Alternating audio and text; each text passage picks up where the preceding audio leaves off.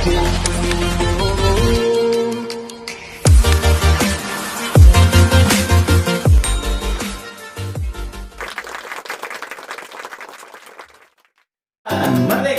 Kembali lagi bersama saya Agung Siragumelar dalam acara Bionutrition Podcast yang selalu menemani Anda di dalam aktivitas sehari-hari Anda di dalam kemerdekaan kita.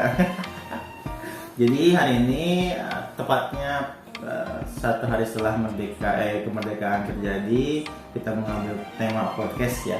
Karena kalau misalnya di YouTube mungkin tayangnya itu sekitar 4 hari setelahnya.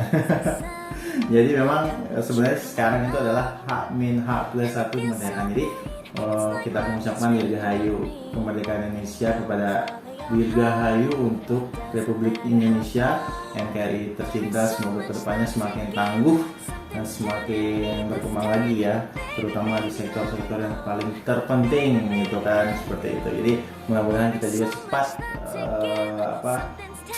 bisa menghadapi dan melalui badai pandemi ini yang telah memporak-porandakan berbagai sektor dari negara kita. Ada sektor ekonomi, sektor ini, sektor itu, kita sudah sangat bertahan gitu ya.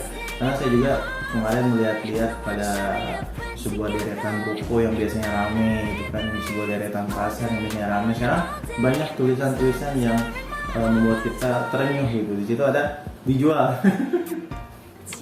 Ruko yang dulunya ramai itu dijual gitu. Saya juga bingung, kenapa ini, ada apa yang Indonesia ini seperti ya. Mari kita sama-sama mendoakan Indonesia untuk tetap menjadi Indonesia yang kuat dan Indonesia yang tangguh. Oke, sore saya pada siang hari ini bersama dengan Pak Doni. Halo teman-teman. Kemarin lomba apa Pak? Lomba apa ya, nggak apa-ngapain juga di rumah ini. Nggak ada apa-apa ya, tidak ada perlombaan, terus juga nggak ada apa-apa ya Pak sebenarnya. Tapi aneh ya, kemarin saya ke daerah Pamulang, ya yang daerah ini ya, yang saya dibilang sih nggak di pinggir jalan raya, harus masuk lagi ke dalam. Saya lihat mereka bikin perlombaan itu, lomba 17 Agustusan. Ada panjat pinang, ada lomba balap lari karung. Merdeka. Iya, ini kok PPKM kayaknya nggak nyampe Pamulang ini.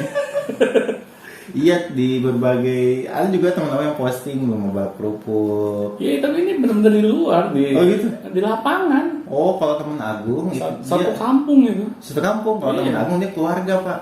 Iya, kalau keluarga nggak aneh kan, Iya, orangnya hanya itu aja gitu. Iya, Ini gitu. satu kampung saya lihat. Kaget saya ngeliatnya, kok ini kayaknya PPKM nggak nyampe sini nih. Mungkin warga Pamulang sudah merdeka duluan. Iya, mereka udah kebal kayaknya sama COVID.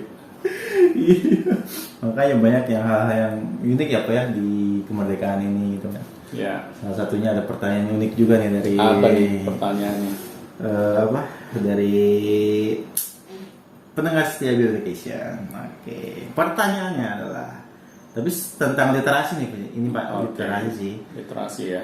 Literasi atau budaya membaca ya Pak. Jadi beliau ini bertanya Pak, bagaimana nih caranya? Bagaimana caranya menumbuhkan minat membaca kepada anak-anak sedini mungkin?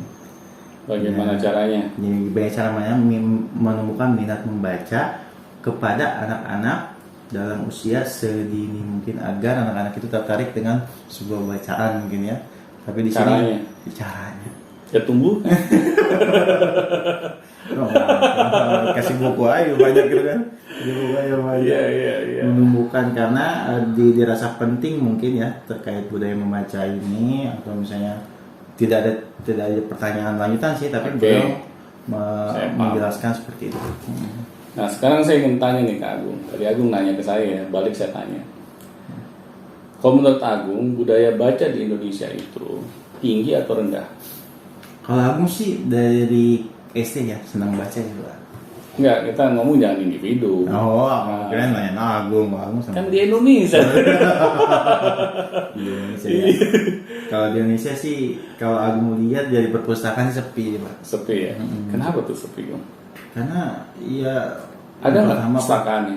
Perpustakaan yang ada. Ada. nyaman nggak? Serem Pak. Mungkin itu yang mulai membuat sepi. Yang pertama Nggak nyaman? serem, iya nggak nyaman aja gitu. Oke. Terus bukunya juga buku-buku yang lama nggak? Maksudnya buku-buku ya sekedar ya menarik sih ya. Berdebu lagi. Judulnya tuh aneh-aneh gitu, ada hiu laut di dasar pantai kayak gitu, jadi tidak terupdate lah. Makanya bacanya itu aja sih. Oke, kalau dengan keadaan seperti itu bisa menumbuhkan nggak minat baca pada anak-anak? Sepertinya sih kalau dengan seperti itu tergantung anaknya sih Pak. Ya, tadi kan sepi. Iya, kalau aku senang-senang aja kalau Agung sendiri yang baca. Nggak ada yang nemenin gue. Pas Tapi- baca sendiri. Tapi ya kalau menarik lagi bukunya yang menarik gitu, ada warna-warnanya, biasanya ada gambarnya gitu, lebih menarik lagi gitu. Ya karena memang budaya baca di Indonesia ini kalau saya lihat sama sekali tidak didukung gitu, baik itu pemerintah, masyarakat. Jadi kesannya budaya baca itu nggak penting. Oleh karena itu ya bagaimana kita ingin menumbuhkan minat baca kepada anak kalau kita tidak mau mendukung hal tersebut. Kan seharusnya kan ketika kita ingin menumbuhkan minat baca kepada anak, itu suasananya kita buat. Bagaimana sih suasana yang nyaman gitu untuk bisa membaca? Ya, kalau kita lihat deh perpustakaan-perpustakaan di luar negeri ya, oh itu nyaman banget. Kayak rumah ya. Iya, udah ruangan Cozy. ruangannya ber-AC, terus ada apa namanya kafenya, boleh minum gratis. Jadi budaya baca itu benar-benar dipersiapkan gitu. Jadi ada dukungan dari pemerintah, terus dari masyarakatnya juga gemar membaca. Akhirnya anak-anak melihat contoh yang ada di depan mereka, ya secara otomatis akan menimbulkan secara sendirinya ya anak-anak ini untuk gemar membaca. Tetapi kalau sudah pemerintah tidak mendukung, masyarakatnya juga nggak peduli, ya bagaimana anak kita bisa melihat contoh di depan mereka gitu, bahwa membaca ini adalah hal yang penting gitu. Jadi masalahnya di negeri kita ini kompleks. Tidak hanya satu sektor saja Pak yang bisa Iya. diandalkan. Nah, kalau kita tidak mau terbawa dengan situasi dan kondisi seperti saat ini, ya berarti dari setiap keluarga harus mulai punya kepedulian. Minimal dari keluarga sendiri deh. Minimal lagi orang tuanya harus gemar membaca dulu. Jadi kita nggak mungkin nih nyuruh anak, ayo kamu harus gemar membaca. Tapi orang tuanya tidak pernah terlihat sedetik pun membaca buku Di depan anak. di depan anak. Ya, jadi bagaimana anak disuruh-suruh nih harus gemar membaca, tetapi yang nyuruh nggak gemar membaca gitu. Jadi kan sulit gitu bagi anak menyukai membaca buku. Terus ya apalagi kalau orang tua gitu kan ketika menyuruh anak-anaknya membaca buku, yang disuruh hanya buku pelajaran. Nah, itu sih yang terpenting katanya. Nggak ada lagi, yang penting kan belajar gitu. Iya. kan. Buka buku sekolah kamu. Udah sana duduk manis depan meja belajar, baca sampai selesai. Nanti ayah tanya, ibu tanya. Pesannya kok membaca itu seperti kayak hukuman gitu. Nah di sini kan kita sulit gitu kalau kita mau merangsang anak agar gemar membaca, tapi cara kita ini seperti menghukum.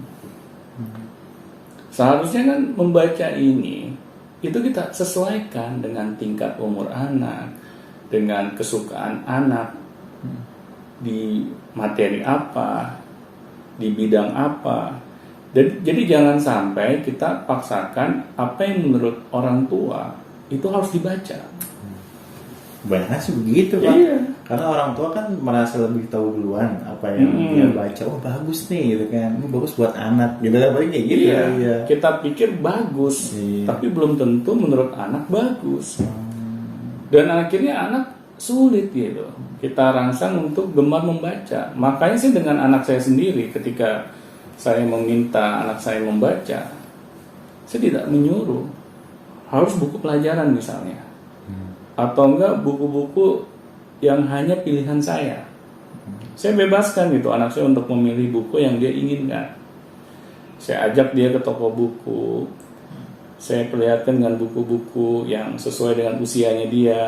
Akhirnya dia mulai meraba-raba bukunya, mulai melihat-lihat covernya, dan akhirnya dia buka isinya. Dan ketika dia menyukainya, udah diduduk manis di lantai.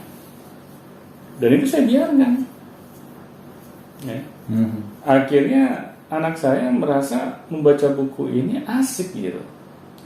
Orang tuanya nggak gangguin dia, nggak ngatur-ngatur dia. Terus dia saya bebaskan mau baca buku komik kayak, mau baca buku tentang planet kayak, mau tentang hal yang lain, saya biarkan. Karena saya pikir dia yang harus memutuskan.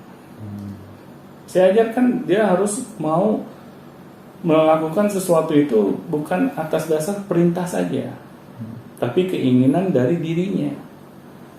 Dan akhirnya ketika dia sedang membaca komik nih, dia melihat orang tuanya nggak ikut campur gitu kan, nggak nasihatin dia, kok kamu baca komik aja. Bisa kan kayak gitu dulu.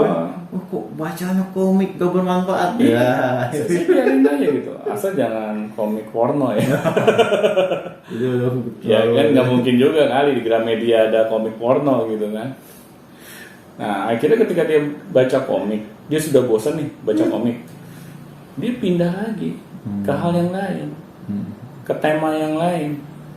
Nah ketika dia ini membaca tema yang lain, misalnya tentang pengetahuan umum, di situ dia melihat bahwa oh ternyata asik nih ya, ketika kita membaca buku kita berasa ada di dalam cerita itu gitu. Kita merasa terlibat di dalam situasi dan kondisi yang dia baca gitu. Dia merasa nikmatnya gitu membaca buku. Nah di sini kan akhirnya anak juga ketika kita tidak paksa, dia akan memilih sesuai dengan keinginannya. Dia akan merasa bahwa masa sih baca komik terus, pengen juga deh coba baca yang lain gitu, untuk menghilangkan rasa jenuh gitu kan. Itu dia sendiri berpikir Pak, bukan Bapak? Iya, enggak. Saya nggak pernah bilang kamu harus coba baca yang lain gitu kan. Coba dong baca ini. Enggak. Saya malah melihat anak saya ini, ketika saya tanya, kamu mau beli buku apa nak? Yang saya bingung, jarang dia minta dibeliin buku komik. Nah, bisa kan kalau anak-anak senangnya yang gambar. Iya. Dia malah senangnya kalau saya lihat koleksi buku-bukunya, itu buku-buku tentang sains. Tentang pengetahuan alam.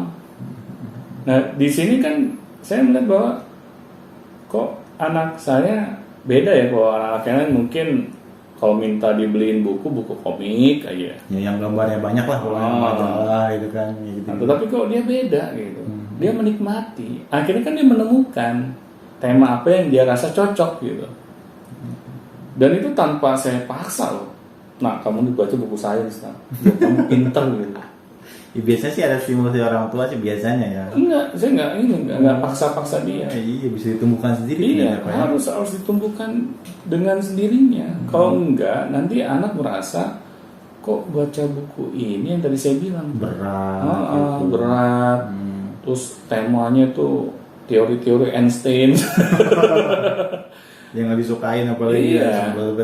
Nah, di sini kan akhirnya kita malahan mematikan minat baca anak. Jadi kita sebagai orang tua niatnya baik, ingin anak gemar membaca buku, tapi caranya salah. Nah, di sini kita harus mau mengevaluasi cara kita untuk menumbuhkan kegemaran anak membaca. Kalau misalnya cara yang di awal itu kurang tepat. Nah, makanya di sini pentingnya orang tua belajar parenting. Jadi tahu nih cara merangsang anak berbuat baik itu seperti apa. Tetapi kalau kita sebagai orang tua tidak mau belajar, kita taunya yang menurut kita benar aja. Yang menurut orang tua kita dulu ke kita, caranya seperti itu gitu. Iya, saya alhamdulillah, saya nggak pernah dipaksa orang tua saya harus baca buku ini itu gitu. Saya dibebasin, meskipun sudah dibebasin saya nggak suka baca juga. Karena apa? Saya nggak suka baca karena pas di sekolah saya merasa kayak dipaksa gitu sama guru-guru saya. Kamu tuh baca tuh buku pelajaran. Kesannya begitu ya, kan? Jadi mati gitu. Beneran. Ingat baca. Orang tua saya memang membebaskan. Suka-suka kamu deh. Mau belajar kayak mau enggak. Udah bagus kan orang tua. Iya. Tapi sebenarnya cara seperti itu juga terlalu ya. Kurang baik karena terlalu membebaskan. Karena yang terlalu ini kurang baik. Oh iya, harusnya mendampingi juga. Jadi orang tua itu harus bisa mendampingi anak, terlibat, agar anak-anak ini tahu gitu bahwa orang tuanya ini bukan hanya sekedar nyuruh misalnya, tapi mau menjadi temannya mereka. Sharing. Ya karena sulit kalau orang tua nggak mau terlibat. Saya aja sama anak saya ya suka diskusi buku gitu, buku apa yang dia baca. Kadang saya yang milih temanya, kadang dia milih temanya. Kamu mau baca buku apa nak hari ini? Tentang ini ayah, science. Ya udah, nanti setelah kamu baca jam 5 kita diskusi ya. Udah anak saya menceritakan tuh tentang misalnya tentang planet apa. Tentang sejarah Mesir misalnya. Nah di situ saya biarkan anak saya untuk tampil gitu, bukan malah saya sebagai orang tua menggantikan peran guru gitu. Udah, kamu gitu. duduk manis di sana. Nah ini apa nih? Firaun kapan lahirnya? Mesir. Iya. Nah itu kan akhirnya anak ngerasa lah kok orang tua gue aneh gitu.